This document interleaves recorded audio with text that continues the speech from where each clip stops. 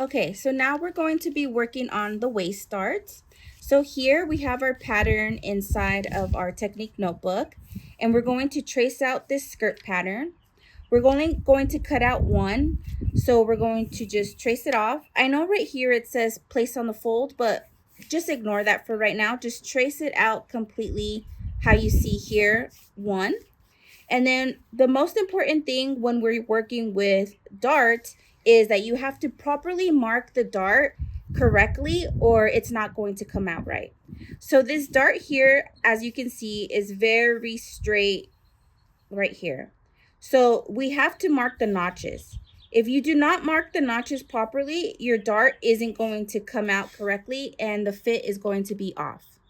So now when you go and trace here, you have your first notch and you're going to mark your notch here, and then you're going to trace and you have to mark your notch here. We also have a notch down here and we want to make sure that we mark that as well. Once you have traced everything out and you cut it out, it's going to look like this. You have your notches and then you have your trace out.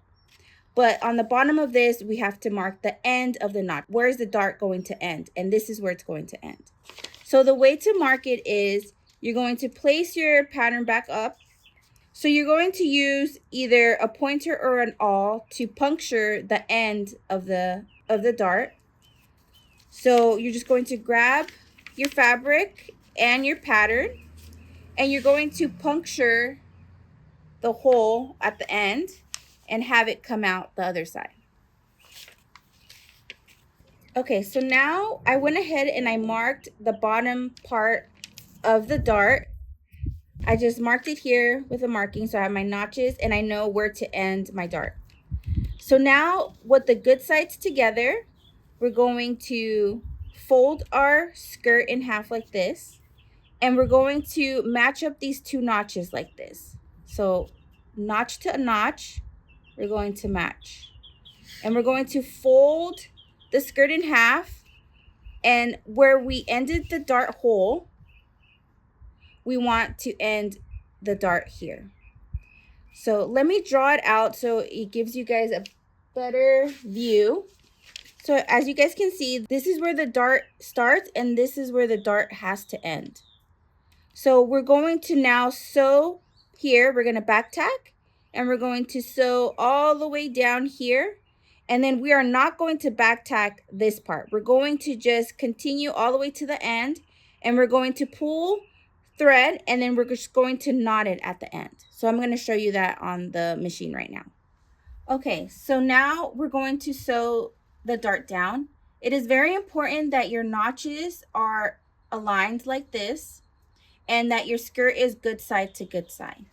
So we're going to start here and we're going to back tack, and then we're going to go all the way to the bottom, and then we're just going to sew it through, okay? So we're going to start off. Put your needle down, back tack,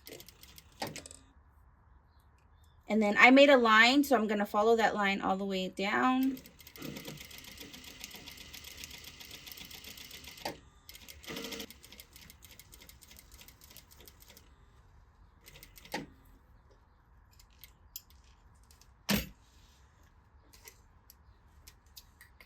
Okay, so now I sewed all the way, and this little red mark that's right here indicated the end of the dart. But as you can see, I went past it about a quarter past the little ending of the dart, and then I let the string, I did not back tack, and then I pulled the string through. So then now we're going to make a knot at the end of the dart. So I'm going to knot it up. So I'm just going to make 2 loops and not make a knot. And then I'm going to cut it off. The reason why we make a knot at the end of the dart is we do not want to have too much tension at the end here, because if you back tack or make any mistake, it can make a hole in the middle of your garment, and we do not want that. So by just making a knot, it's more of a delicate finish. It'll be less harsh on the material. So now you have your dart finished, and when you open it up, it's going to look like this.